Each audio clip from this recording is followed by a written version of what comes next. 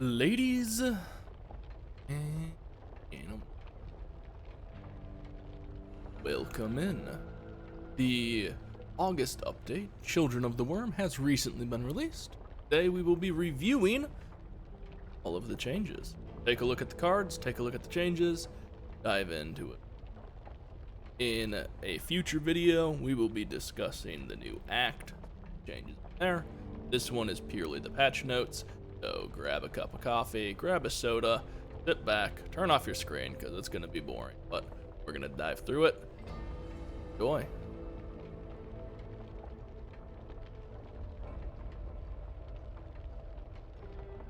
Starting off, we have the title, Children of the Worm, expansion number 2. The second of 3 expansions. If you bought expansion pack on release, you can buy these pieces in, of course, but let's see what we have.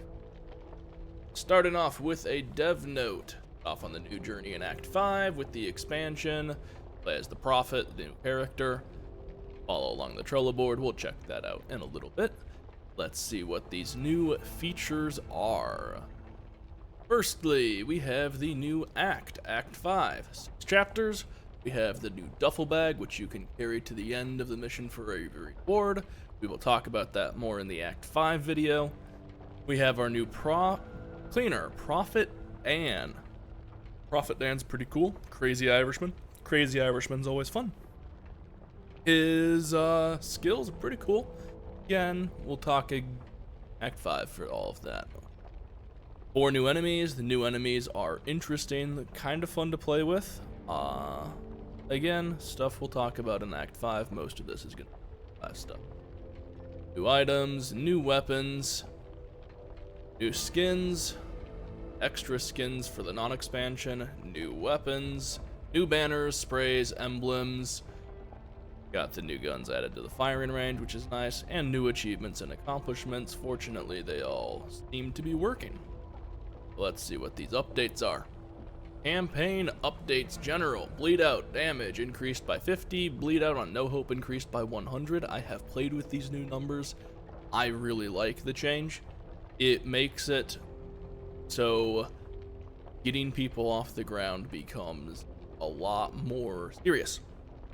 One of the things that me and the boys from Shakespeare Gaming often would do is if you go down, leave you on the ground. There's no reason to pick somebody back up and risk them immediately going down again for extra trauma and losing extra life, when they can just sit on the ground with ammo and be very effective and relatively safe. Now, you can't do that. You have to decide how long are you going to leave that person on the ground, and getting them off of the ground before they die is a priority. So I really like this change. Friendly fire on incapped players will no longer count towards player kicking. I'm guessing there was some interesting stuff happening there.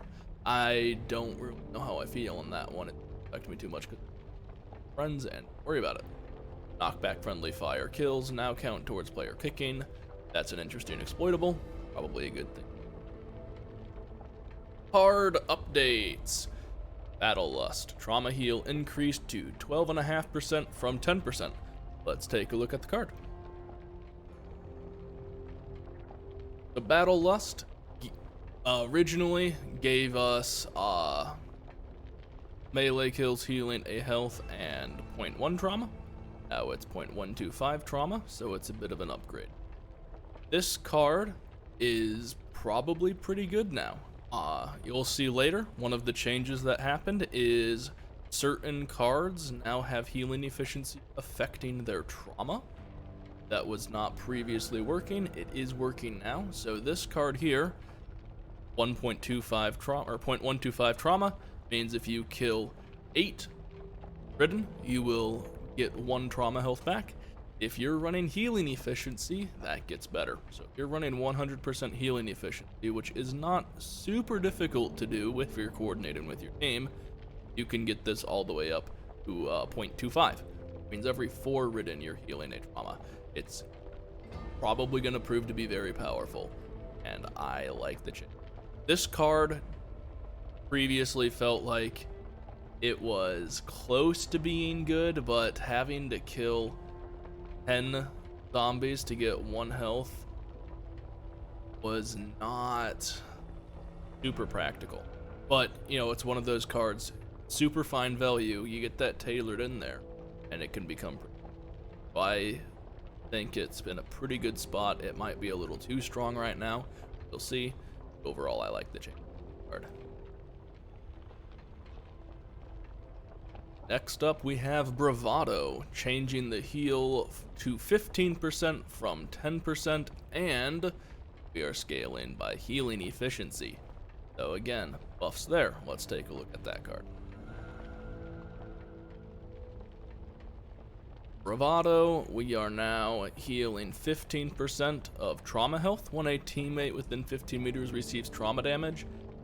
I'm not sure how I feel about this card. Fundamentally, it just seems like a strange card. I haven't used it too much, but it might prove to be useful. Hard to say. If you've got somebody tanking, or if you have a teammate that just takes a lot of damage all the time, it could be useful to up your survivability. But in general, a card that requires your teammates to do poorly for you to do well, not sure how I feel about that. Next up, we have Breakout. Base time reduced to 1.5 from 2. I like it. Breakout has always seemed not super useful just because of how long it takes to use. You're going to take a bunch of damage grabbed by a crusher or something, so it's always felt a little bit underpowered. This definitely. Defensive Maneuver, the category and icon for this card have been updated to better reflect its newer functionality of damage resistance instead of move speed. Recategorization, that's fine. Hired Gun, reduced the hired gun cost to 3 skull totems from 4. Copper gain increased to 2 from 1. Cool, they just need to reduce it by 2 more skull totems and then probably be worth buying.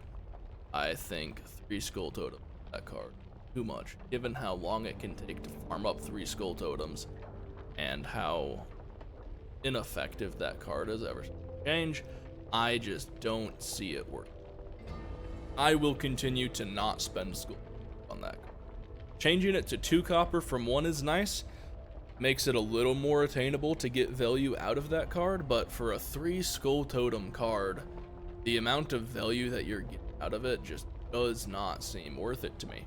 Especially because even at 2 copper per kill, you're still looking at a very high number and a lot of time. Next up, we have Lucky Pennies. Bonus increased to 100% from 35%. This is an interesting change. Worm has crunched the numbers, and what he has generally found is that on Nightmare No Hope, given the copper pile spawn rates, you're still not gaining enough copper to are viable, like share the wealth. That said, on the lower difficulties, it is a fairly profitable card. So, nothing wrong with that. Not every card needs to be viable for the higher difficulties. The buff is definitely nice. It gives you some extra options for copper generation with lower levels, and not everything needs to be great for the upper levels. So, nice buff there. On your mark, ammo gain increased to 7.5 from 5%. I don't think this is going to make the card worth using anyways. I liked the old on your mark. This, ever since the change, it's just kind of an card. Last time I tested with it and tried to use it, it had inconsistent application. Multiple people were running on the team, so I'm sure it's an alright card, but it's not one that I use. Pinata, changing the base item find chance reduced to 10% from 5%, and the item chance now increases by 1 for each AI killed, resets when it successfully procs. This change I like. Some of the guys in Shakespeare Gaming don't like it. I like it because it reduces the nature of randomness. It takes it from being random to being suited.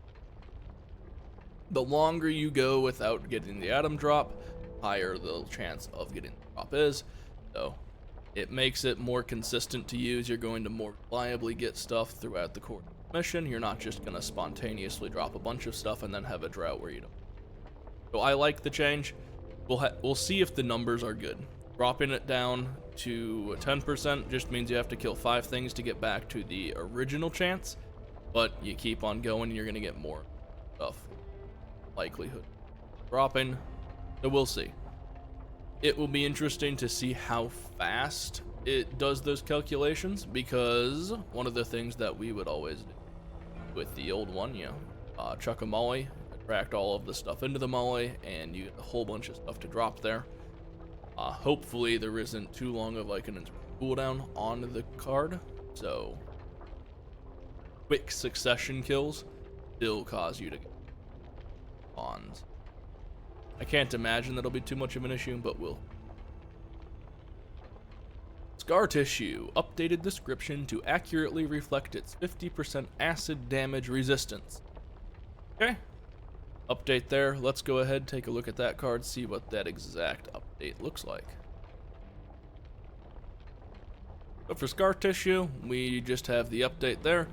1 damage less from all ridden and 50% acid resistance. So seems alright. Definitely tanks you up a bit. Depending on what you're doing, it could be worthwhile. 1 less damage isn't an insignificant amount, especially if you're on a melee build or something. I usually don't run it, but I could definitely see this being pretty powerful, especially on recruit and veteran. Not taking damage, but getting hit and taking 5 and 10 damage pop common. 1 damage doesn't help that much, and if you're getting bonked by tall boys, 1 damage really doesn't help. The acid resistance, though, the acid resistance could be very nice. Slippery 1 wet, cooldown modifier increased to 50% from 20%. I very much like this. Makes breaking out even better, which I think needed to happen. Spiky bits damage decreased to 15 from 10. We're nerfing it. Again, interesting choices here. Melee felt weak the last time I messed around with it, but with some of the other changes, it could just be happening. I haven't done a lot of optimization,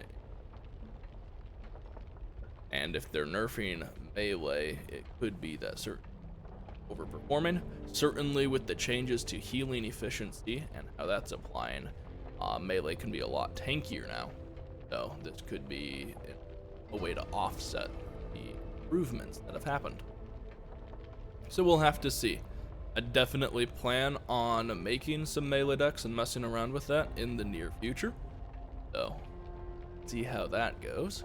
But overall, I'm not sure on this one. Feels like melee didn't really need another nerf after the major nerf happened previously. Corruption card updates. We got Biohazard reduced fog and Toxic Spill reduced fog strength. Very happy for both of those, because my goodness was the fog absolutely miserable to play with. Nice that that's going to be less of an issue. Item updates. Objective item throw speeds decreased to 800 from 1000. Okay, minor change there. You're chucking those things around, that's definitely a little bit inconvenient. You can't dance, pick something up and chuck it as well, but that'll be okay. Medical grade taser, we've changed the defib to be renamed to EMT jumper cables. That makes a bit of sense, just to change how that works, makes it line up better with what it actually does. And the description now mentions the stun effect upon use. Nice to see that. Dive into these weapon upgrades. Shotgun pellet damage ranges now correctly match their base damage ranges. That's good. Consistency and range is very nice. 870 Express. Fall off now correctly starts at 7.5s and all tiers instead of just tier 1. That's good. A minor quality of life improvement there, definitely a buff. The base damage reduced to 10 from 11, and the pellet damage increased to 9.8 from 9.9, or 8.8. So pretty good buff here. If you're not familiar with how this works, Essentially, there is a primary pellet in the shotgun. When you shoot that primary pellet, it does the base damage plus the pellet damage. And then each one of the individual pellets does damage as well. So this is decreasing that primary damage a little bit, but then increasing the other damage. I'll show you in the gun range exactly what that looks like. We have our 870 here, and if I shoot this guy, you can see on those numbers we have a count of 19.8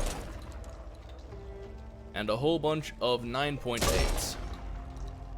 There you can see that 19.8 and all of those 9.8s. So the primary pellet is the one that hits your target first, and it does its chunk of damage.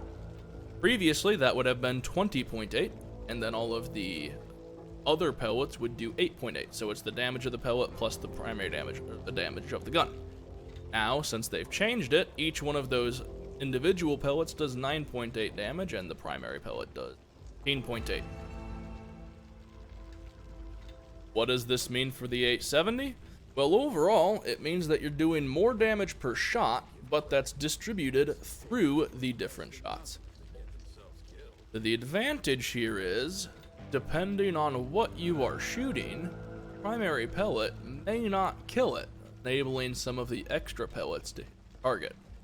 This is an advantage because of the card that gives you temp HP on pellet hits.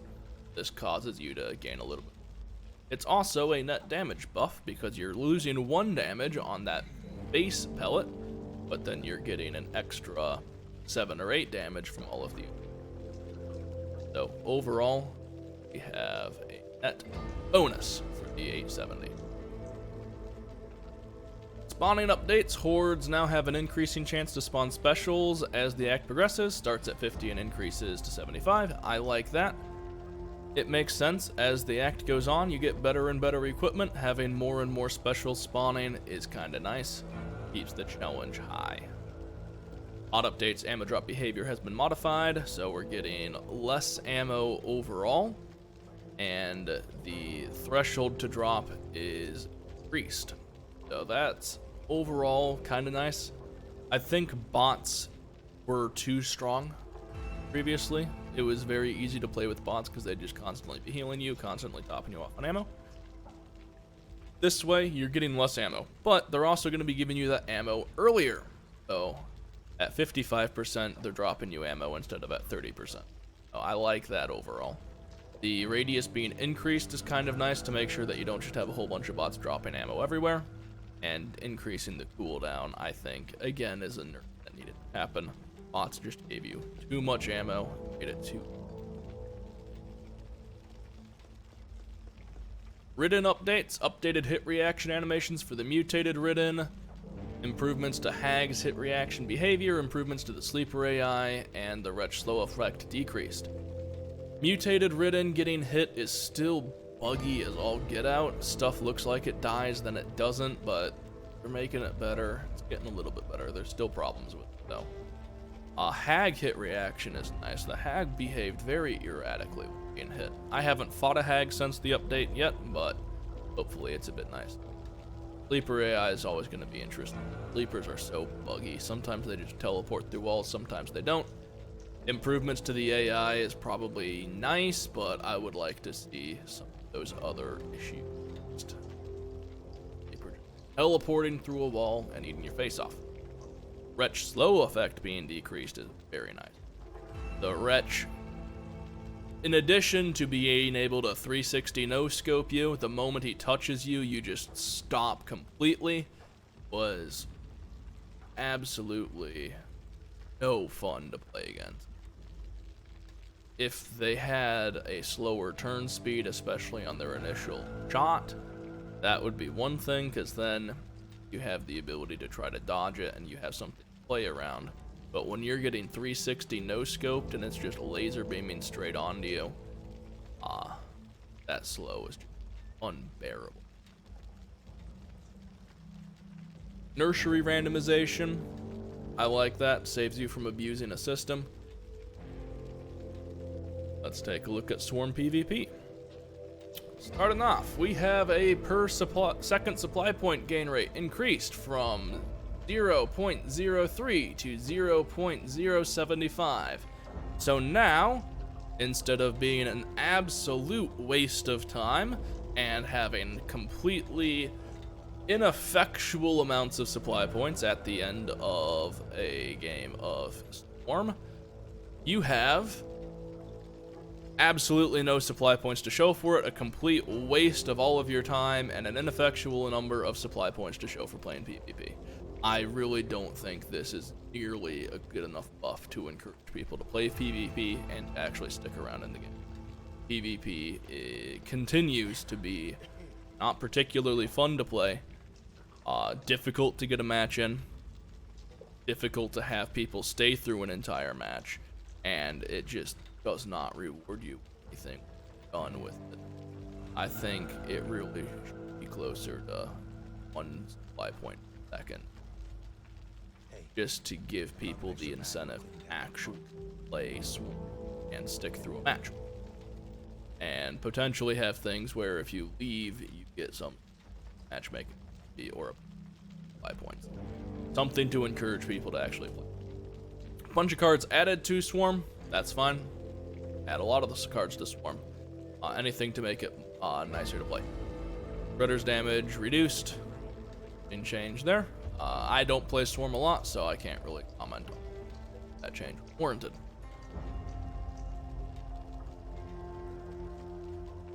Let's look at these bug fixes now. Fort Hope fixed an issue where some weapons were off-centered on certain skin previews at the armory. Okay. Fort Hope's less buggy, that's fine. Cards fixed an issue where the selected default decks would all appear as custom deck in Swarm and Campaign. Okay, so we're changing default decks. It'd be really nice now if you would change all of the decks. Let people see what other people do for decks. I name all my decks fun stuff, because I think it's funny. I could share that with my team. Maybe if you're worried about it, make it so only your friends can see your decks, but it would be great to be able to see what your decks are named. Fixed an issue where players could duplicate decks when rejoining a session and loading into the next mission. And duplication exploits have been going on for a while. I'm glad to see those being fixed. Armored Exploders fixed an issue where this card was missing a text description when viewing corruption cards. Cool. Fix the problem. Chronic Injuries fixed an issue where this warped chest card would increase the player's damage resistance instead of reducing it. Probably forgot to put a negative sign in the code. Cost of Avarice fixed an issue where the damage debuff disappeared when a cleaner was rescued from a pod. Okay? Doesn't make that card any fun to play with. That card, I think, has some fundamental issues with the way it's worked. Namely, the damage stacking. You deal, you put all of your damage on that card. The amount of damage that you end up taking, absolutely. It needs to be capped just like the move. Medical Professional fixed an issue where the Medical Professional talent card did not work for the self-revive of the EMT's jumper cables. Interesting. Did not know that was an issue. I'm glad that it's working correctly now. That's good. Sluggish fixed an issue where this card reduced the player's move speed by 303 instead of 5% after they opened a war chest. Okay, well. Anything that's affecting move speed, we know they're always going to make bigger rather than slower because you're not allowed to move fast in Back 4 Blood. But if it's doing what the card says it's supposed to do now, that's generally a good thing. Well Rested fixed an issue where a player's entire temporary health bar flashed while healing with card equipped. Okay, that's a peculiar bug. Dr. Rogers' Neighborhood fixed an issue where monstrous cards were removed after a player destroyed the main nest. That is a really weird bug, and I wonder how that one happened. Campaign bug fixes. In general, fixed an issue where recruit and veteran difficulty copper occasionally fluctuated. Interesting bug to have there. After they made the copper consistent, not surprised they're having an issue keeping it all steady. Fixed an issue that caused environmental fog to be too thick in every map.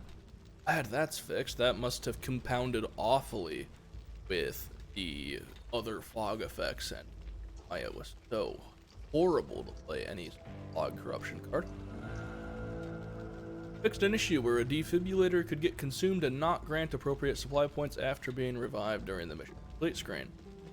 Yeah, glad that's fixed. Fixed an issue where healing efficiency would not apply to trauma damage healing. This one here is weird. It works. Healing efficiency applies to trauma damage healing, but not all trauma damage healing has healing efficiency applied to it. Now, I don't know if this is a bug that still hasn't been fully fixed or if it's working as intended now.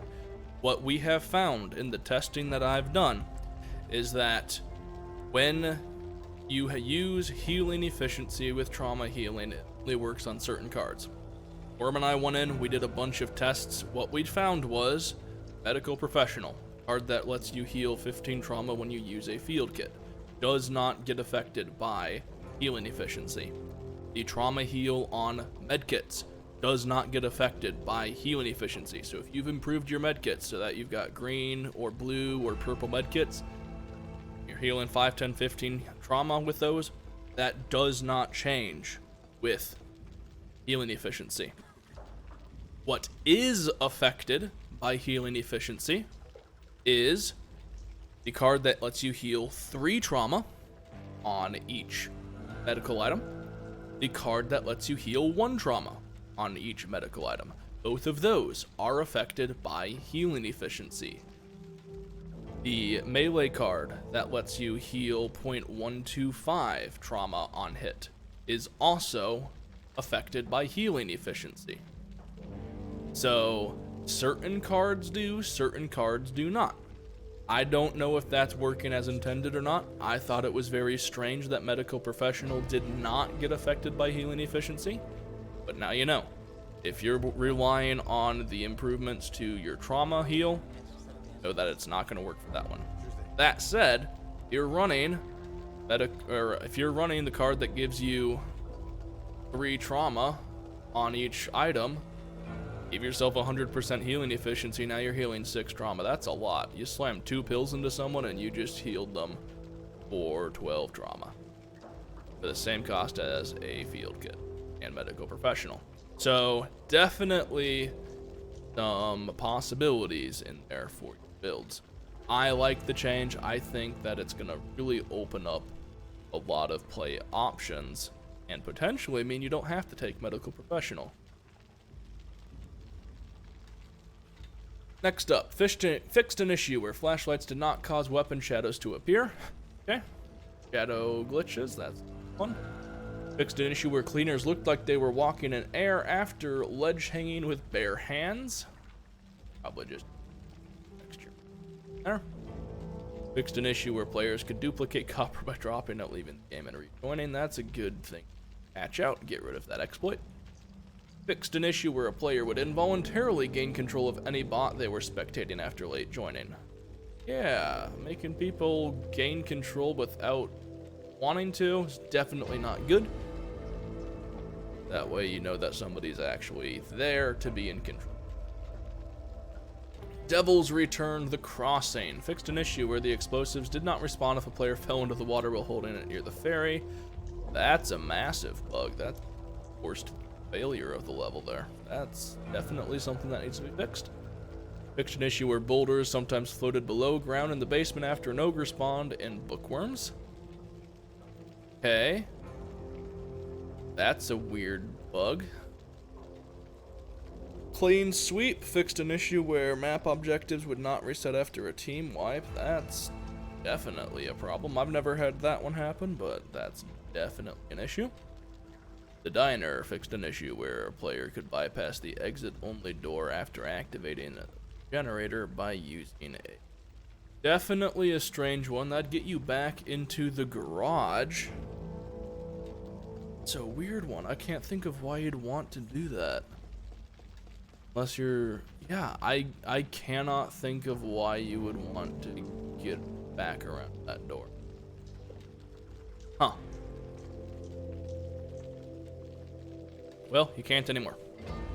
Dr. Robert's Neighborhood. Blazing Trails fixed an issue where some items dropped onto the vendor box would automatically correct their position and become inaccessible within the safe room. Okay. Good, that's not a problem. That's a weird glitch, but probably just had to do with how the game recovered from certain things being placed. And Farther Afield fixed an issue where players could finish this chapter without completing objectives by taking over a bot that was teleported outside the map. Yeah, that's definitely a problem that needed to be fixed. Again, haven't had any of those. I have not had any of these issues show up, but I am glad they are being fixed. Ridden Hives fixed an issue where an incorrect comparison arrow on skull totems was displayed when picking up an additional skull totem. Okay. Visual things. Fixed an issue where skull totems would not sync properly between online and offline profiles. Yeah, that was frickin' obnoxious. There are so many times that I would log in to offline and online. You know, log in offline, I've got 16 skull totems. Great. Log in online, I've got 5. Glad they fixed that, because that was a pain in the ass. Fixed an issue where skull totems could be lost for the remainder of the Ridden Hive if a player fell or jumped off of a ledge. That is such a nice fix. I have lost so many skull totems in the cut specifically because of one jump in the cut that requires you to be sprinting into a vault, and if you aren't moving fast enough, you just fall straight into the pit, and if you're carrying a skull totem, it lost. I'm glad that is fixed. That was so annoying. The cut fixed an issue where an animation broke while trying to reach players on top of the nest. Okay. Interesting one there. Fixed an issue where basic intel could be found outside of a warped chest. That's a weird problem. And fixed an issue where players could not pick up pills on the ground near the final node. Okay, glad they fixed that. Still in the cut, there is that one section of webbing that you can just walk through. I'm not complaining. I like being able to just walk through that, but it is definitely a bug that could be fixed. Brood Lair fixed an issue where tallboy variants could stutter while moving towards the nest bridge. Okay. Weird bug, but gone now. Weapons fixed an issue where occasionally a weapon model would appear invisible in first-person view after picking up another player's starting weapons. Yeah, some weird disappearing guns, visual bugs like that I've happening. Good, those are getting corrected. Needle's Eye fixed an issue where this attachment's time behavior did not match with the description. Good, make things do what the cards say they're supposed to. Items. Badge of Pride fixed an issue where these bandages did not apply heat efficiency while healing a teammate. Good, make hit efficiency consistent. EMT jumper cables fixed an issue where the jumper cables did not revive the target with full health. Good. And fixed an issue where they showed up as a common item. They're definitely not a common item. Although I will say, I wish all of the pseudo legendaries would have a different color. Like the defib, the pills, the grenades should all show as a different color, but also the attachments. The fact that the attachments are all the same color and shape as the attachments that already exist is frustrating. Because then, you know, you pop open a warp chest and you go to check to see if there's any special attachments in there. You have to pick all the weapons up and look at them individually. It would be really nice to just be able to look at the weapon on the ground and see if it has something on it that you want to take a closer look at. Bots fixed an issue where bots could reuse legendary items infinitely if a player who previously had the items left in an ongoing campaign. There's the fix. It was nice while it lasted, but no longer will we be able to exploit that. Fixed an issue where bots could occasionally get stuck with bandages equipped after becoming incapped while attempting to heal another cleaner. That's a fun One bug right there. Definitely makes the bots a little. Fixed an issue where bots can become unresponsive if 2 players joined late. Pain. Weird problem to have there. Fixed an issue where bots with the EMT jumper cables did not die and sat at 1 HP while uncapped. Bug. Fixed an issue where bots sometimes did not attack sleepers that were pinning players. Hopefully this means that the bots will actually like shoot you or punch you instead of just standing over you watching you die. That was always such a frustrating occurrence. You just sit there wondering why the bot is looking at you. Not help. I saw something, Ruben. Fix offline bugs. Fixed an issue where firecrackle audio lasted too long. Okay. Fixed an issue where users showed up in the crossplay friends list while offline. Interesting. And on a friend in need. Fixed an issue where players could walk through fire and skip the furnace objective. Offline mode. That's a weird bug. What I'd also like to see now is the ability to transition from offline to online without having to quit, because that's just kind of silly. Let me invite people into offline mode and actually make that connect. We have the network technology to make it happen. It'd be really nice if we could.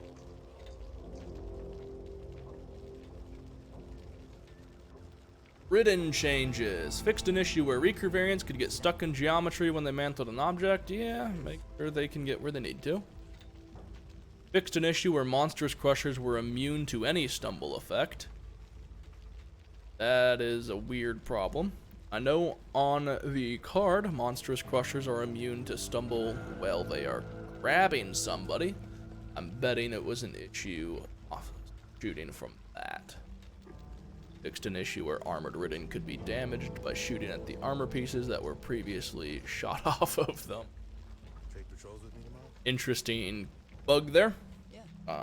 Clearly they did not properly separate armor from body. Fixed an issue where a player's dead body sometimes reappeared after being eaten by the hag.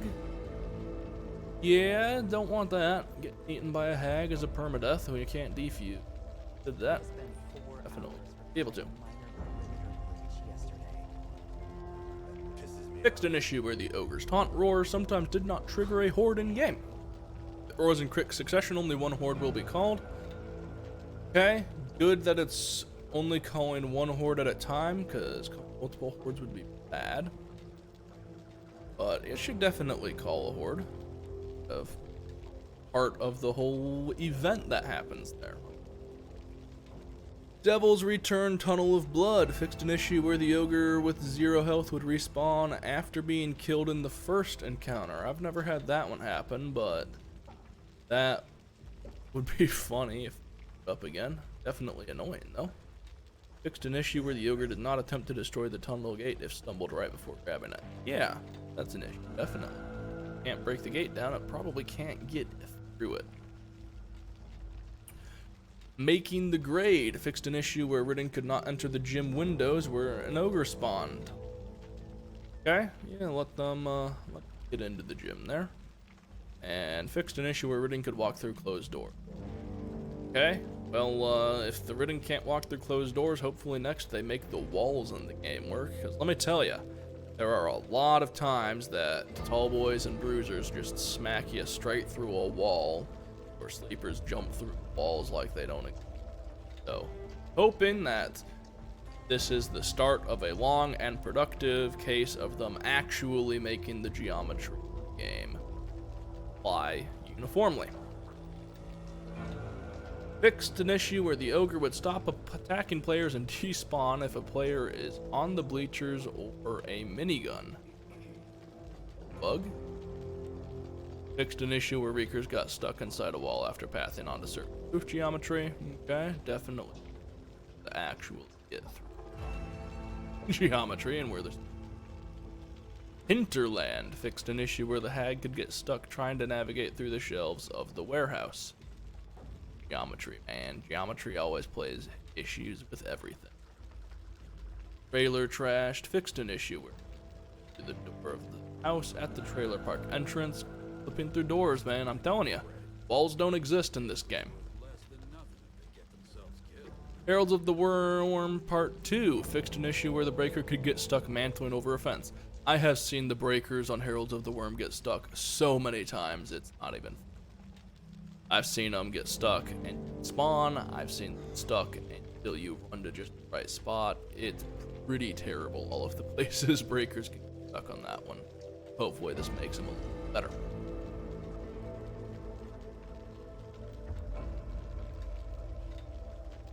Finally, we've got the Swarm PvP. So, general updates fixed an issue where players could load into a swarm round without any gameplay sound effects. That's definitely a problem. Can't really play if you can't hear. Fixed an issue where an old version of antibiotic ointment was listed in the field medic swarm deck. Okay. Default swarm decks, you need to good that it's fixed. And fixed an issue where the old version of no installs. Yeah. Again, build your own decks. Default decks tend to suck.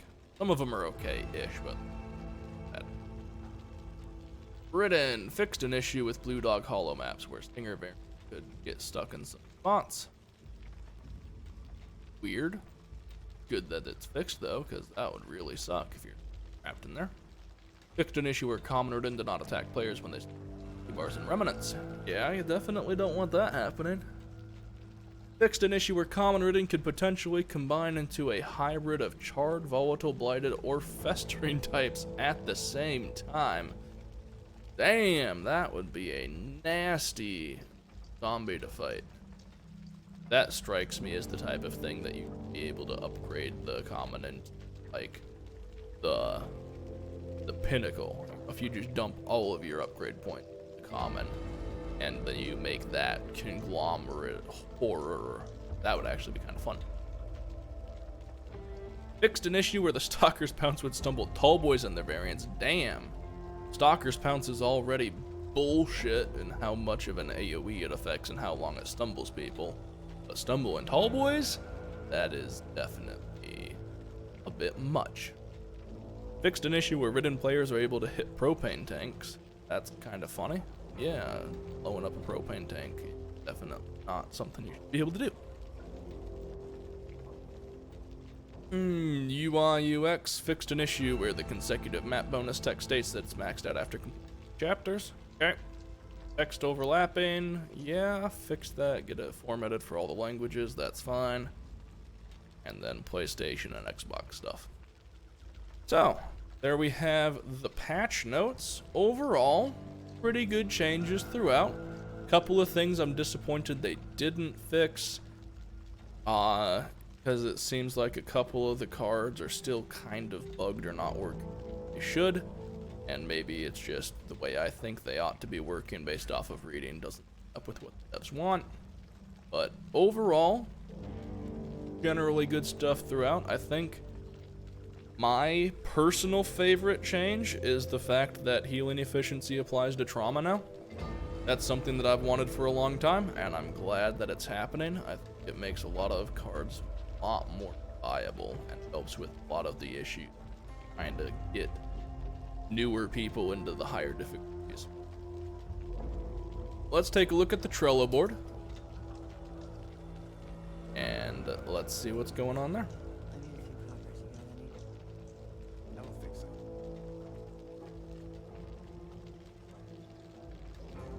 In our Trello board, we can see what we've got. Melee burn card's been added. Super nice to have that. You can actually upgrade your melee cards now, or your melee weapons now. Skull totem fix, that's good. Sleepers is good. Deck duplication, that's fine. Well, let's take a look at the active one. So duffel bags are occasionally empty, and duffel bags occasionally don't spawn in offline. Yeah, duffel bags need to spawn in offline mode. We'll talk more about that in the Act 5 reactions, but duffel bags are such an annoyance. Not being able to farm those in offline. Agony. Fix for Ridden appearing to die but immediately popping back up. They can't fix that fast enough. That is such a massive issue that needs to be corrected immediately. Glad it's on the list. It needs to be like top priority in my opinion. Work with Epic. I don't use Epic, but anti-cheat's definitely a good thing to make better. Matchmaking stability. I haven't noticed any of this too much, but again, when I'm playing, I'm usually playing with friends.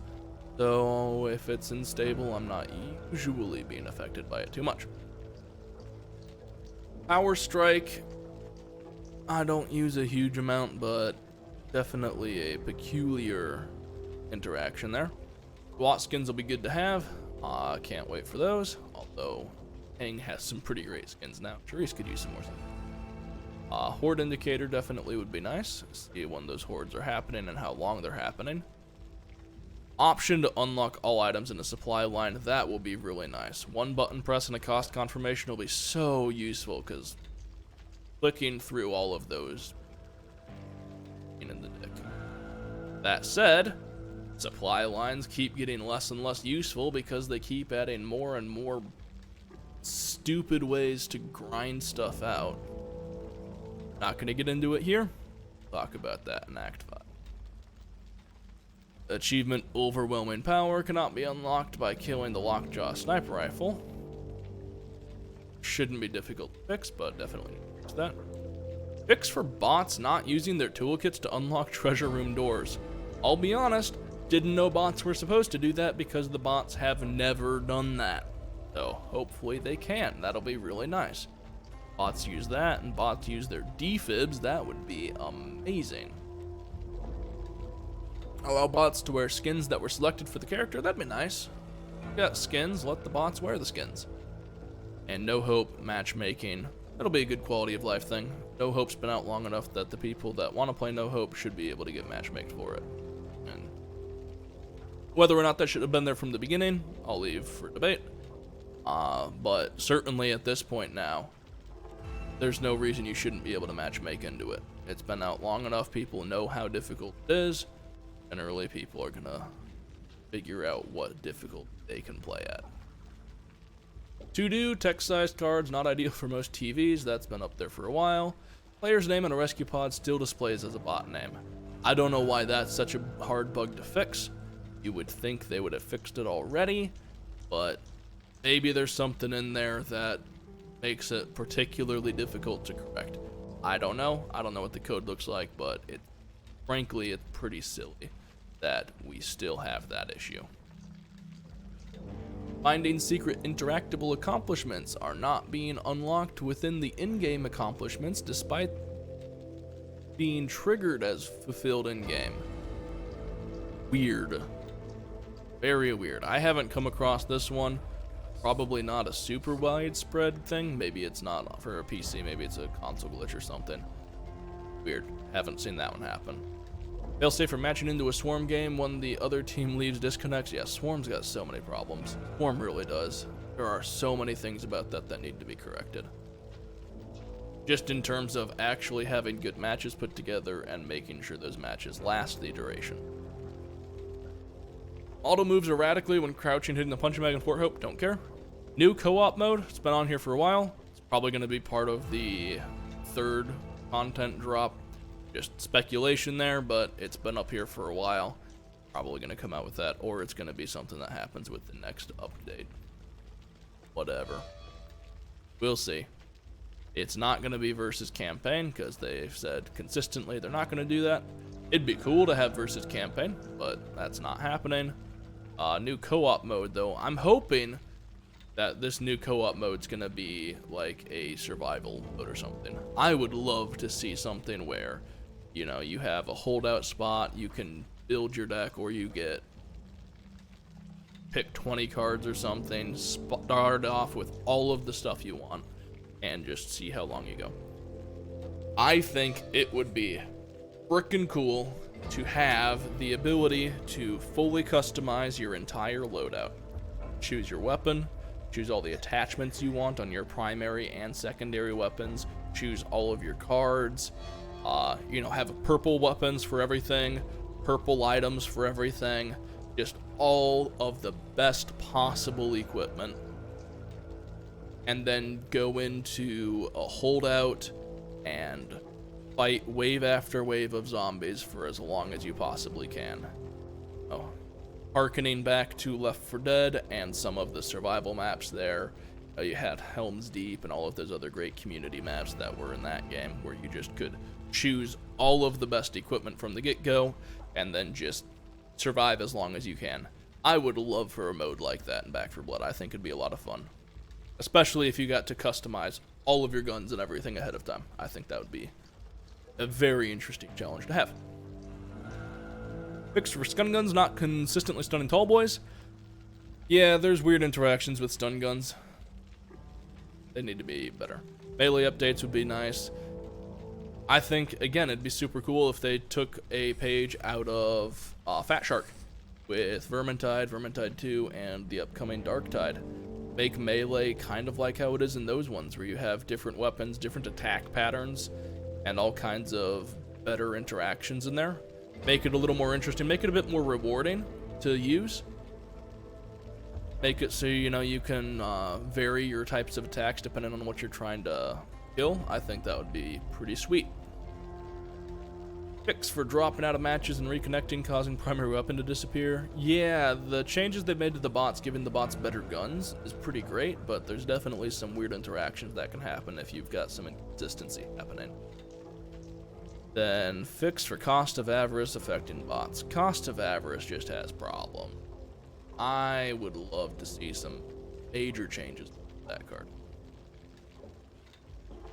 But there we have it. Those are all of the changes that have happened for the Children of the Worm update. Hopefully you found this to be informative. If you have any comments, discussions, leave them down below. Love to hear your guys' thoughts on the changes in here. Keep an eye out for the Act 5 reaction video. We'll be discussing some of the changes, what we like about the Act, what we don't like about the Act. There's a lot to unpack here. I'm not going to get into it in this one. This video is already going to be long enough. But that one will be coming out after I finish the Act. I'm about halfway through, so we got a bit longer to play. If you want to see me finish that Act up, it'll be happening over on Twitch. Link to the doobly-doo. Have a good day.